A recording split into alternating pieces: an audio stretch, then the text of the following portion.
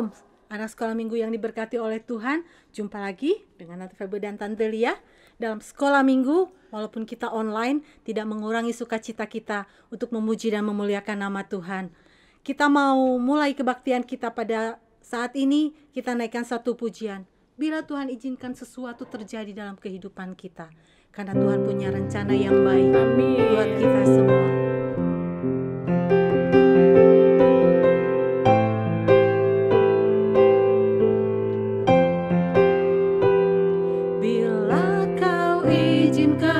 Sesuatu terjadi,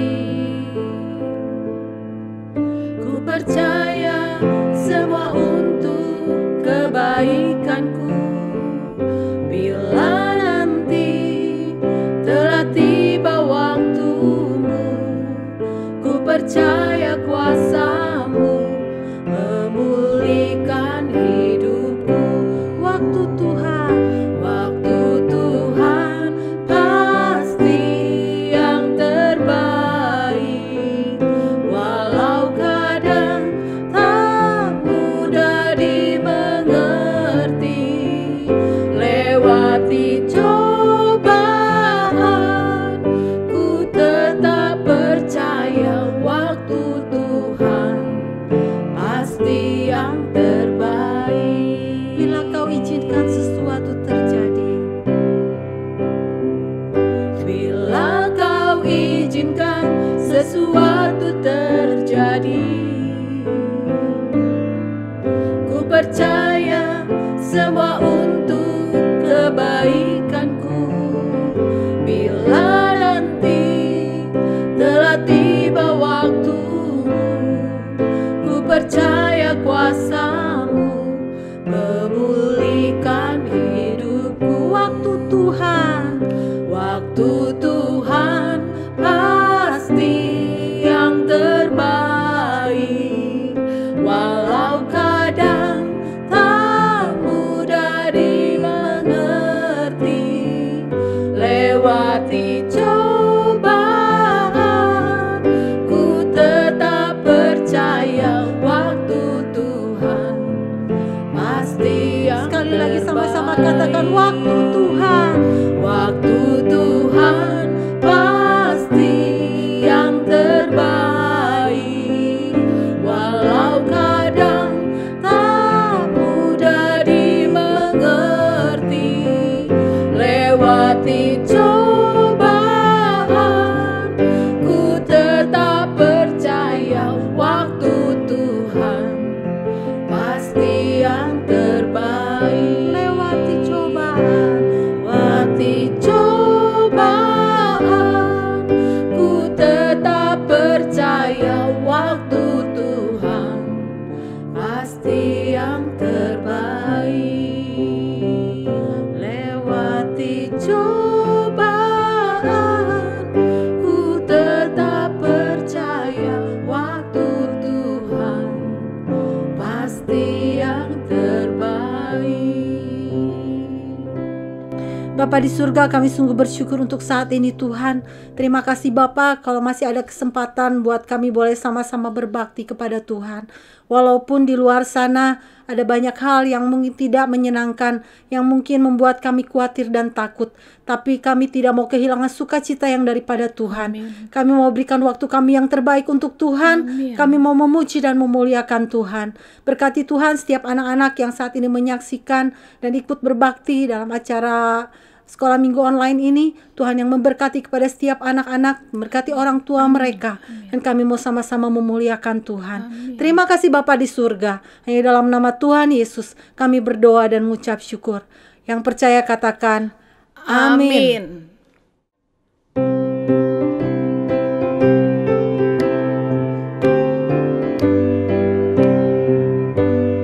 Tanda paku di kaki dan tangan, tanda cinta, tanda cinta. Tanda tombak penusuk di pinggang, tanda cintanya Tuhan. Itu semua Tuhan sudah terima, guna tebus dosa manusia. Selamat orang yang tidak melihat, tapi percaya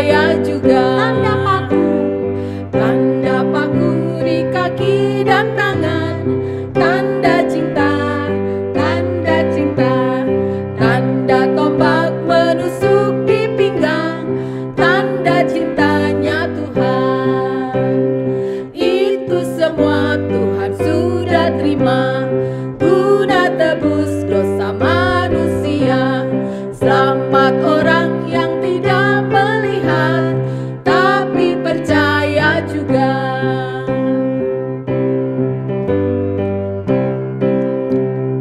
Yesus disalibkan karena cintanya kepadaku, kepadamu. Yesus disalibkan karena cintanya, dosa dihapuskan. Yesus disalibkan karena cintanya kepadaku, kepadamu. Yesus disalibkan karena cintanya, dosa dihapuskan. Tuhan Yesus sudah disalibkan buat kita semua karena cintanya buat kita ya Tante Lia ya. Pastinya. Kita bersyukur punya Tuhan Yesus yang begitu mengasihi, yang begitu mencintai kita semua. Itu sebabnya Yesus rela mati di salib buat anak-anak semua dan buat Tante juga. Asik. Amin. Tuhan Yesus, kami bersyukur kami punya Allah yang seperti Engkau. Apapun keadaan kami Tuhan sungguh menyadari dan kami percaya Tuhan jadi sahabat buat hidup kami.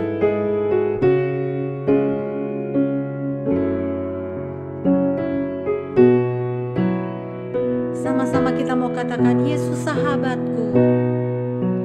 Yesus sahabatku, kau mati bagiku, besarnya cintamu, sahabat dan Tuhanku, sampai ku besar nanti, sampai aku mati. Ku kan ingat selalu Yesus sahabat dan Tuhanku. Yesus sahabatku. Yesus sahabatku, kau mati bagiku, besarnya cintamu, sahabat dan Tuhanku, sampai ku besar nanti, sampai aku mati. Ku kan ingat selalu Yesus sahabat dan Tuhanku, Sampai ku besar nanti. sampai ku besar nanti, sampai aku mati. Ku kan ingat selalu Yesus sahabat dan Tuhanku. Yesus sahabat dan Tuhanku. Yesus sahabat dan Tuhanku.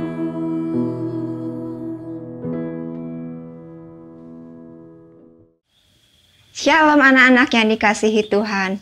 Apa kabarnya kalian di rumah hari ini? Tetap sehat ya? Tetap kuat, tetap semangat.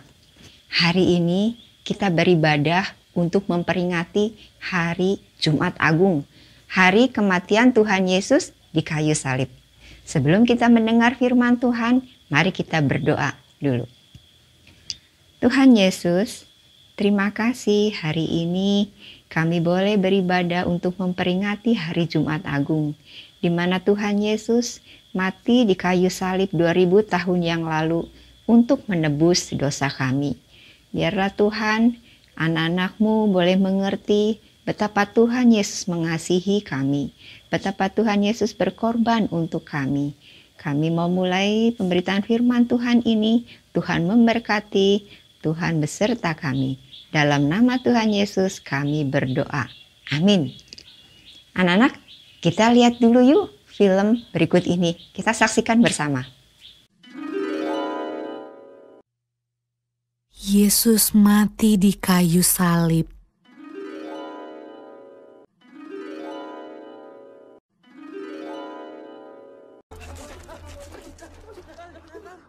Sesudah mereka menangkap Yesus, kemudian Yesus dibawa menghadap imam besar. Lalu semua imam kepala, tua-tua dan ahli Taurat berkumpul di situ. Imam-imam kepala, malah seluruh mahkamah agama mencari kesaksian terhadap Yesus supaya ia dapat dihukum mati. Tetapi mereka tidak memperolehnya. Banyak juga orang yang mengucapkan kesaksian palsu terhadap dia, tetapi kesaksian-kesaksian itu tidak sesuai yang satu dengan yang lain. Maka imam besar bangkit berdiri di tengah-tengah sidang dan bertanya kepada Yesus, katanya, "Tidakkah engkau memberi jawab atas tuduhan-tuduhan saksi-saksi ini terhadap engkau?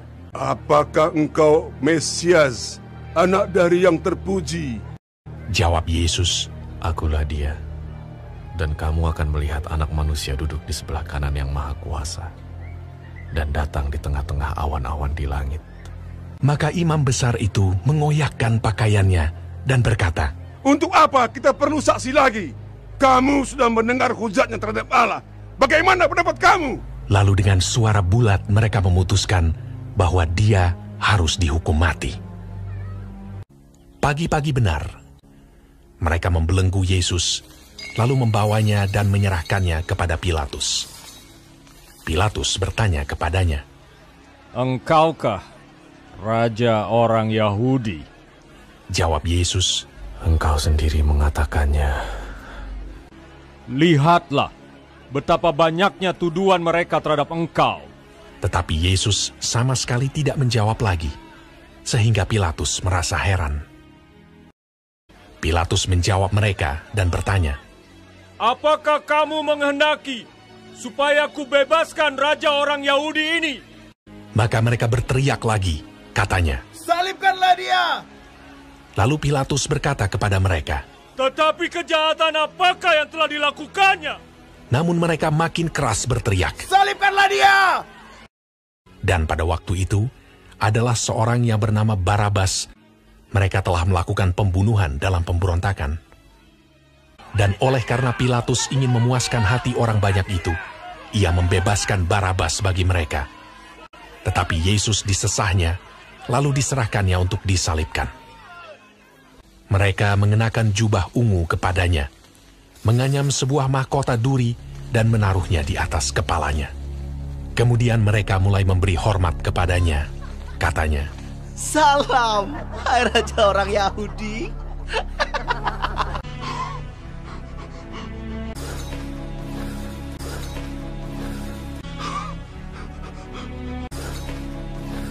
Pada waktu itu, lewat seorang yang bernama Simon orang Kirene yang baru datang dari luar kota.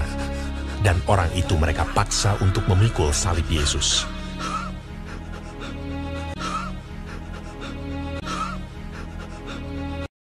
Mereka membawa Yesus ke tempat yang bernama Golgota, yang berarti tempat tengkorak.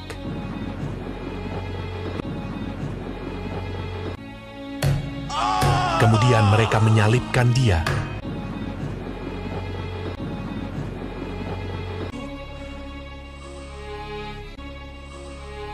Hari jam 9 ketika ia disalibkan.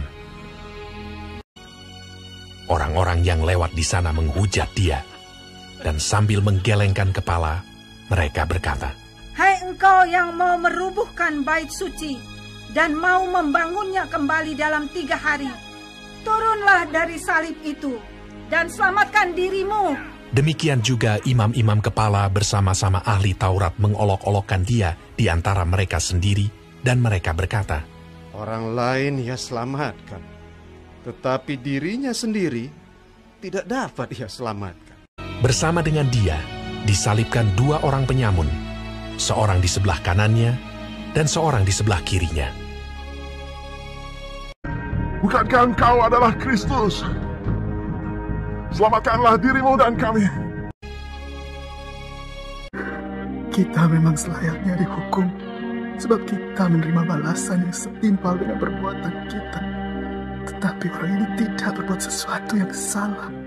Yesus, ingatlah akan aku apabila engkau datang sebagai Raja. Kata Yesus kepadanya, Aku berkata kepadamu, sesungguhnya hari ini juga engkau akan ada bersama-sama dengan aku di dalam Firdaus.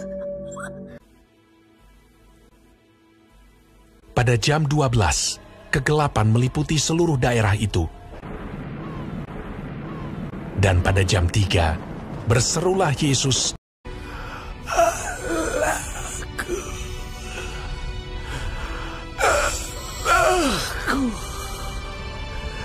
mengapa kau meninggalkan aku? Lalu berserulah Yesus dengan suara nyaring dan menyerahkan nyawanya.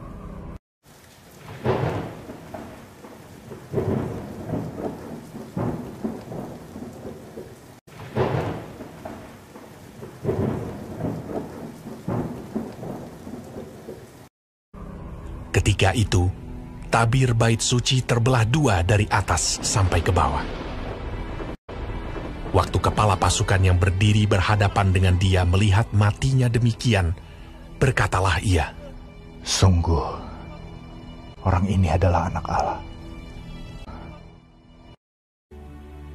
Yusuf, orang Arimatea, seorang anggota majelis besar yang terkemuka, memberanikan diri menghadap Pilatus dan meminta mayat Yesus. Lalu ia membaringkan dia di dalam kubur yang digali di dalam bukit batu. Kemudian digulingkannya sebuah batu ke pintu kubur itu. Anak-anak, kita baru saja menonton film mengenai penyaliban Tuhan Yesus. Kalian tahu Tuhan Yesus disalib dengan begitu menderita, dengan begitu merasa kesakitan yang luar biasa. Dari kepala dipasang, diberi mahkota duri, itu ada lukanya. Kemudian mukanya juga dipukul, ada lukanya. Punggungnya dicambuk, juga ada luka. Tangannya dipaku, keluar darah dan luka juga. Kemudian kakinya juga dipaku, kena luka.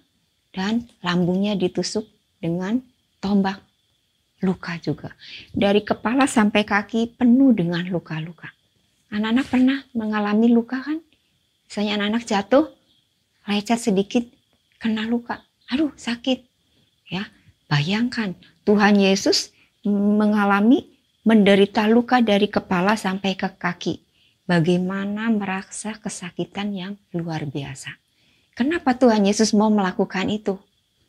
Karena anak-anak harus tahu jawabannya. Karena Tuhan Yesus ingin menyelamatkan semua manusia dari hukuman dosa. Ya, semua manusia, anak-anak, mama, papa, tante, dan semua yang hidup di dunia ini, Tuhan ingin menyelamatkan mereka dari hukuman dosa. Nah, sejak kapan sih dosa itu ada di dalam dunia? Allah menciptakan manusia pertama, yaitu Adam dan Hawa. Mereka tinggal di Taman Eden. Di Taman Eden ada pohon pengetahuan, tapi Allah memberi perintah manusia dilarang makan buahnya. Tapi anak-anak, iblis berhasil menipu manusia sehingga manusia makan buahnya. Nah, mulai dari saat itu manusia berdosa karena melanggar perintah Allah. Karena berdosa, Adam dan Hawa diusir keluar dari Taman Eden dan mereka terpisah dari Allah. Manusia tidak bisa bertemu lagi dengan Allah karena mereka berdosa dan Allah kudus. Manusia yang berdosa akan dihukum di neraka, sedangkan manusia yang kudus berada di surga. Nah, anak-anak, karena kita turunan Adam dan Hawa, turunan orang berdosa. Jadi sejak anak-anak bayi, sejak kecil, anak-anak juga sudah berdosa. Dan firman Tuhan katakan, upah dari dosa itu ialah hukumannya mati. Tapi anak-anak, puji Tuhan, kita sekarang tidak usah takut lagi karena ada satu orang yang sudah menggantikan hukuman kita. Siapa dia? Dia adalah Tuhan Yesus. Dia telah mati di kayu salib untuk menanggung segala dosa kita. Nah, tapi anak-anak, pada hari ketiga Tuhan Yesus bangkit dan Tuhan Yesus sudah mengalahkan dosa. Sekarang Tuhan Yesus, anak-anak, Tuhan Yesus adalah juru selamat kita. Tuhan Yesus menyelamatkan kita dari dosa. Amin. Tuhan berkata bahwa kita adalah manusia berdosa. Manusia berdosa akan mendapat hukuman. Tapi karena begitu besar kasih Allah kepada kita, Tuhan datang ke dunia, rela mati di salib untuk menebus dosa kita, untuk menyelamatkan kita.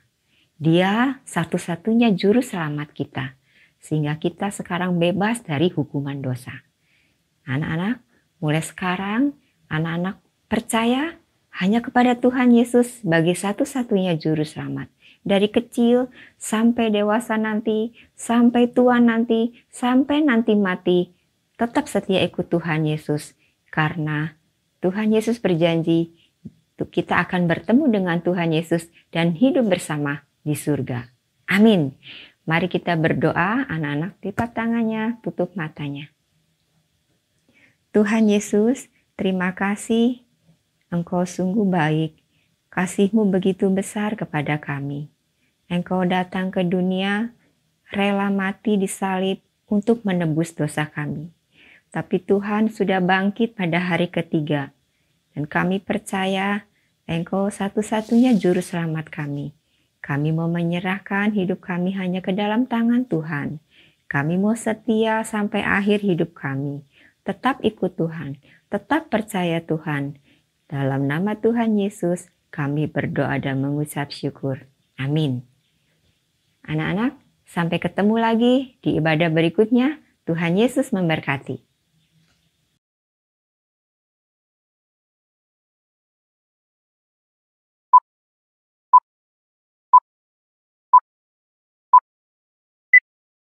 Di rumah ya guys, mau di jalanan harus pakai masker.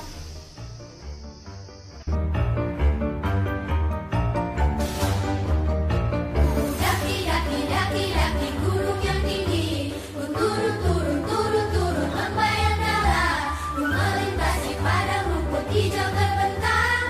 Yesus